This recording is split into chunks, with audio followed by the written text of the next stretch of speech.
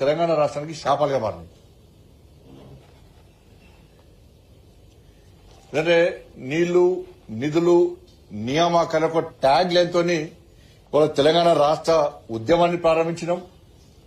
తెలంగాణ రాష్ట్రాన్ని సాధించుకున్నాం. సరే, నిధులు నియామక విషయంలో తర్వాత మాట్లాడి ఇలా నీళ్ల గురించి మాట్లాడే ప్రయత్నం చేస్తున్నాం. ఇవాళ నీళ్ల విషయంలో తెలంగాణ రాష్ట్రానికి మొట్టమొదట అన్యాయం చేసింది కాంగ్రెస్ పార్టీ. ఇవాళ ఉమ్మడి రాష్ట్రంలో కృష్ణా జిల్లాలో 811 టీఎంసీల నీటి వాటా ఉంటే తెలంగాణలో గతం ఉమ్మడి రాష్ట్రం పంచి కూడా ఏ రోజు కూడా కనీసం 200 టీఎంసీ నీటిని కూడా వాడుకున్న దాఖలాలు లేవు. ఏ రోజు కూడా సమైక్య రాష్ట్రంలో కాంగ్రెస్ పార్టీ పాలనలో కూడా ఏ రోజు కూడా 200 టీఎంసీ కూడా వాడుకోలేదు. గోదావరిలో కూడా 1486 టీఎంసీల నీటి వాటా ఉంటే తెలంగాణలో కాంగ్రెస్ పార్టీ హయాంలో ఏ రోజు కూడా 500 టీఎంసీలకు మించి నీటిని వాడుకోలేని దౌర్భాగ్య స్థితి కాంగ్రెస్ పార్టీ హయాంలో. పాలమూరు రంగారెడ్డి సంబంధించి మన ముఖ్యమంత్రి గారు పాలమూరు రంగారెడ్డి కాంగ్రెస్ పార్టీ ప్రభుత్వంలోనే మేమే స్టార్ట్ చేసాము, మేమే అప్పుడు చరిత్ర సృష్టించినాం. మేము లేకుంటే పాలమూరు రంగారెడ్డి అనే పేరే లేకుండే. బీజేపీ మోసం చేసింది. పోలవరానికి జాతీయ హోదా ఇచ్చి పాలమూరు రంగారెడ్డికి జాతీయ హోదా ఇవ్వకుండా తెలంగాణకు అన్యాయం చేసింది, తెలంగాణ ప్రజలను మోసం చేసింది, అవమానపరిచిందని చెప్పి కాంగ్రెస్ పార్టీ ముఖ్యమంత్రి అన్నాడు.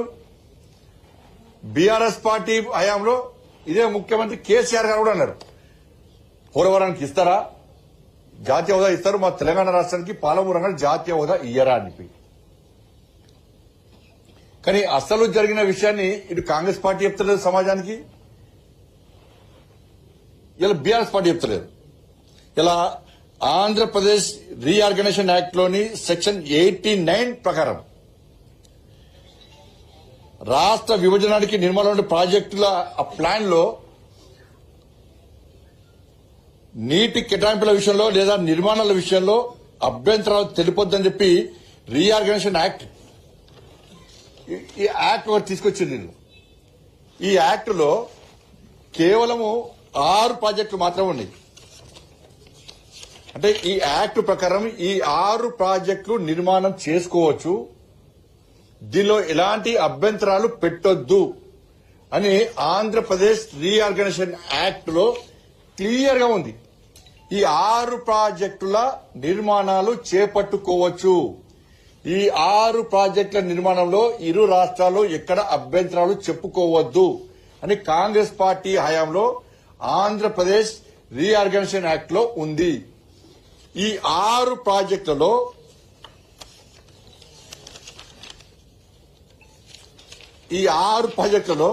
అసలు పాలమూరు రంగారెడ్డి లేదు. జిల్లా పాలమూరు రంగారెడ్డి పేరే లేదు. ఇది క్లోజర్ లో చూపట్టు అనేది పాలమూరు రంగారెడ్డి ప్రాజెక్ట్ పేరే లేదు జిల్లా. ఇది ఇంతవరకు ఎక్కడ కూడా కనీసం బయట రాలేదు.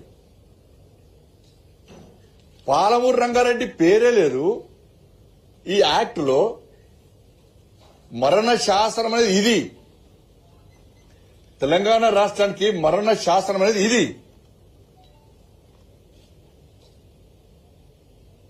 అసలు యాక్ట్ లో పాలమూరు రంగారెడ్డి లేదు, మిగతా 5-6 ప్రాజెక్టులు ఉన్నాయి. దీనికి జాతీయ హోదా ఎట్లా ఇస్తుంది కేంద్ర ప్రభుత్వం? అనుమతులు ఏ విధంగా ఇస్తుంది? ఇవాళ పాలమూరు రంగారెడ్డి అని వీళ్ళు వాళ్ళు చెప్తున్నారు వీళ్ళు. మరి కేసీఆర్ అనే మూర్ఖుడు ఈ యాక్ట్ బాగా 80,000 పుస్తకాలు చదివినావు నువ్వు, ఇది చదివిన లేదా నువ్వు?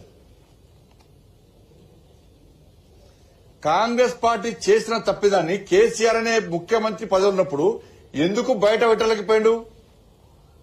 ఇది తెలిసి కూడా నువ్వు మన పాలమూరు రంగారెడ్డి నేను సాధిస్తాను కాబట్టి వాళ్ళని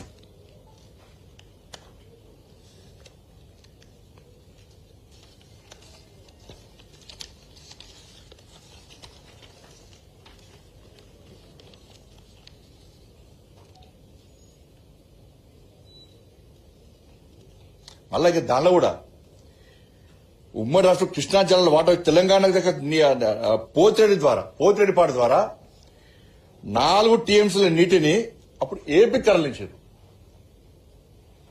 4 టీఎంసీల నీటిని పోతిరెడ్డిపాడు ద్వారా. దాంతో పాటు ఒక సంవత్సరం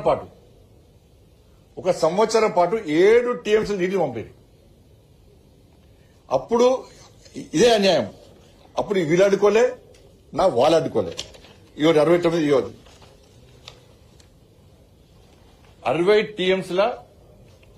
60 టీఎంసీల కృష్ణా నీటిలో మన వాటా అసలు వాడుకోలే. ఈ పేపర్లో కూడా వచ్చింది ఆ రోజు. వాడుకునే ఆలోచన లేదు, అవసరంలో వాడుకోలే. దీనికి కుంటి సాకు చెప్తారు మళ్ళా.